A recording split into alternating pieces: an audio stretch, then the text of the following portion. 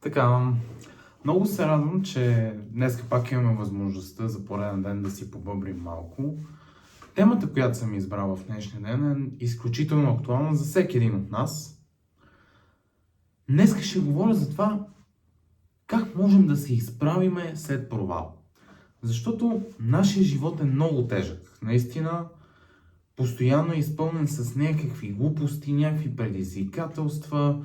Един ден сме планирали да правим едно, става друго, после става трето и ние не сме доволни от това, което сме свършили. И затова в днешния ден ще говоря за това как може, въпреки всичките ни провали, въпреки че вървим против волята на Бог, как може ние да не се отказваме и да продължим напред, както се казва в Библията, с крепка мишца, демек с сила и с уповаване на нашия Спасител. Как да го направим това нещо? Какви стъпки трябва да предприемем, за да можем да бъдем смели и да не се отказваме от това да се борим? Точно това ще разгледа днешното видео.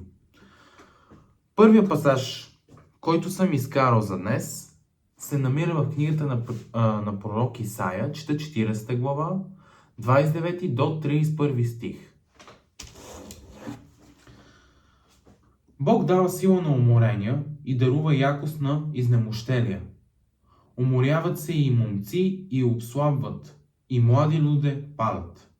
А които се надяват на Господа, ще подновят силата си. Ще дигнат криле като орли, ще припнат и не ще се отрудят.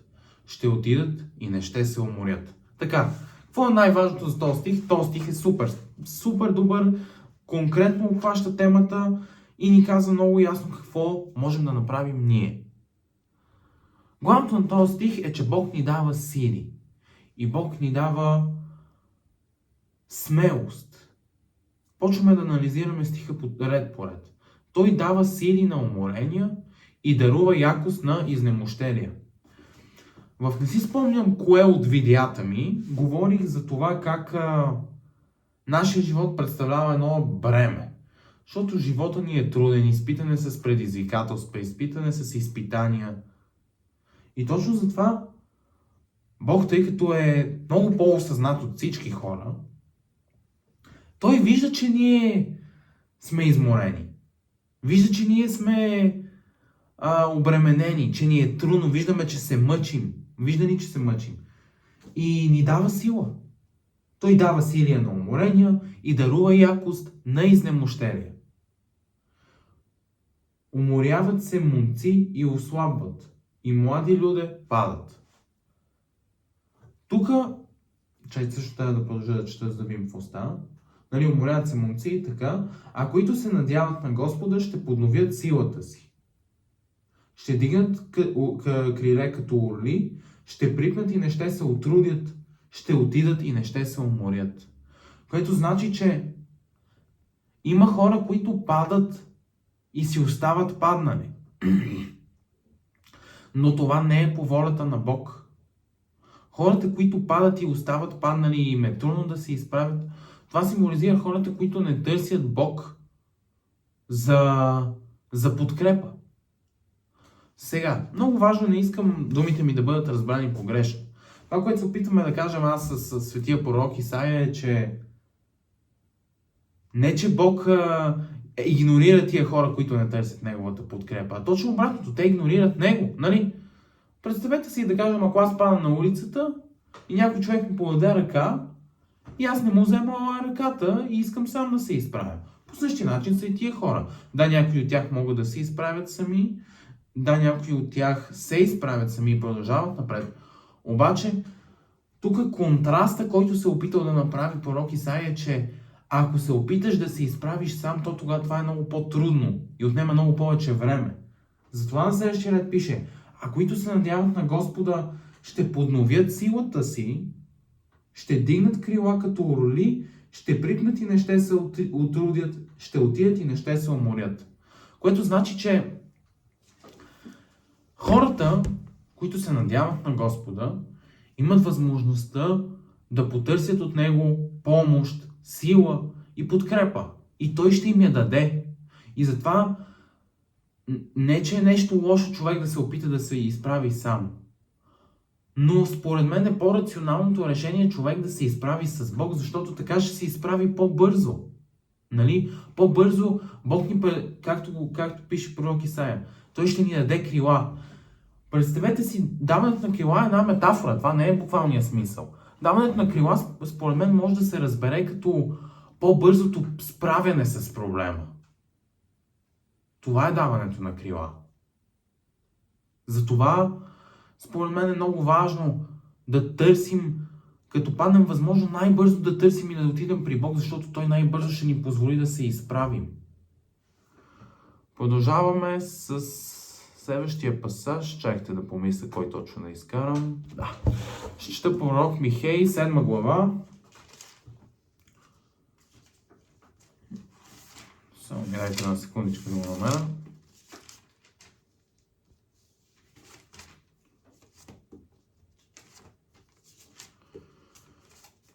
Така, чета 7 глава, 7 и 8 стих. Аз пък ще гледам Господа. Ще се уповавам на Бога, на моето спасение. Бог мой ще ме чуе. Не се радва и за мене, моя неприятелко. Макар да съм паднал, но ще стана. Макар да съм в мрак, но Господ е светлина за мене. Така, какво се случва тук? Най-важното от този стих е, че този стих не показва някакви конкретни стъпки, които можем да направим. Тук този стих показва как ние можем да станем силни и дисциплинирани като пророк Михей, ако се уповаваме на Бог след паденията ни, а не на самите нас. Защото какво се случва, когато човек падне? Какво се случва, когато човек се греши? Когато човек се греши, много често почваме да се самообвиняваме, да се обиждаме или да обвиняваме някого другиго. Но това не е окей. Много често това ни забавя процеса на развитие и ни затруднява да продължим напред и да се изправим пред проблемите си, пред новите си проблеми.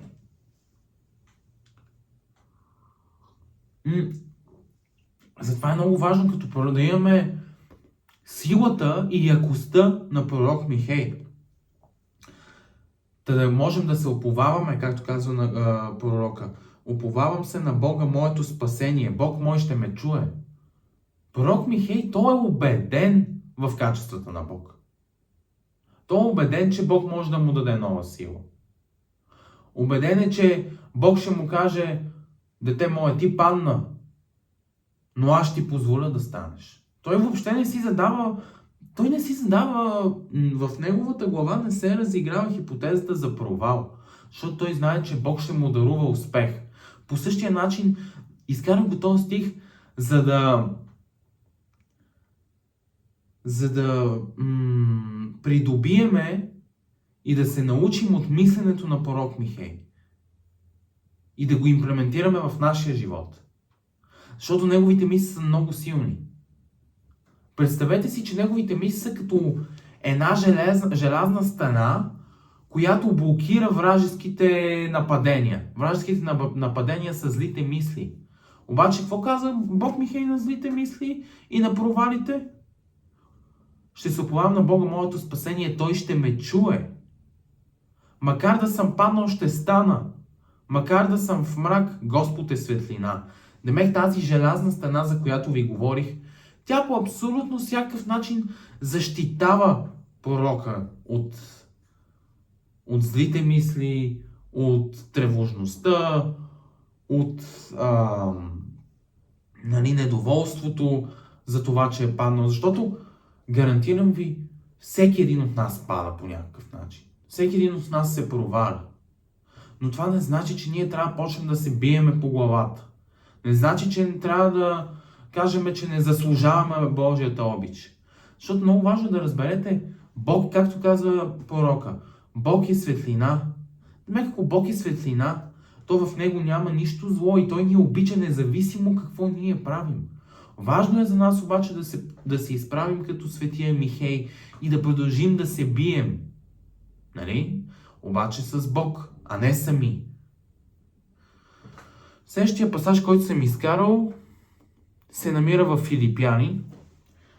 Между другото, в този пасаж съм го чел и в предишни глави, просто защото е твърде добър пасаж, имам предвид.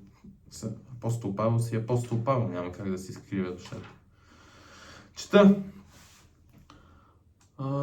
Извинявам се, че пак се замотах. 3 глава, 13 стих почвам. Ще чета и 14. Братя, аз не мисля за себе си, че съм постигнал това, но едно само правя.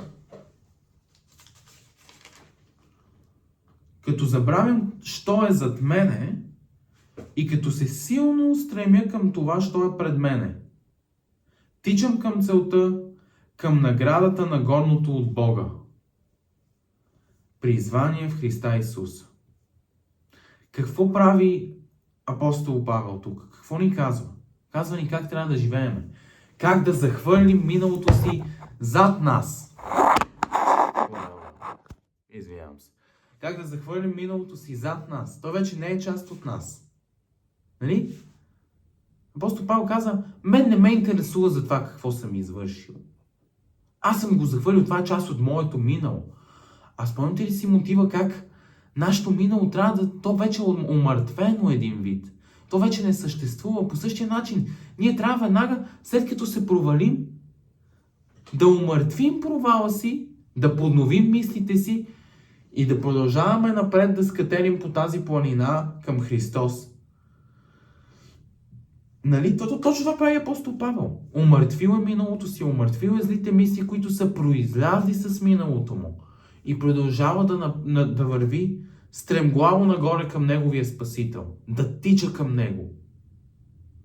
Да тича, не да се самообвинява, да каже защо паднах, защо се провалих, не искам. Да, разбира се, провал е нещо много трудно. И аз не се и съмнявам, че за всеки един от нас провалите са нещо ужасно. Не се съмнявам в това. Но защо трябва да се мъчим излишно? Не се ли мъчим вече достатъчно с борбата, която сме започнали? Защо трябва да се мъчим излишно за нещата, които вече са отминали? Те са отминали. Трябва да продължим напред.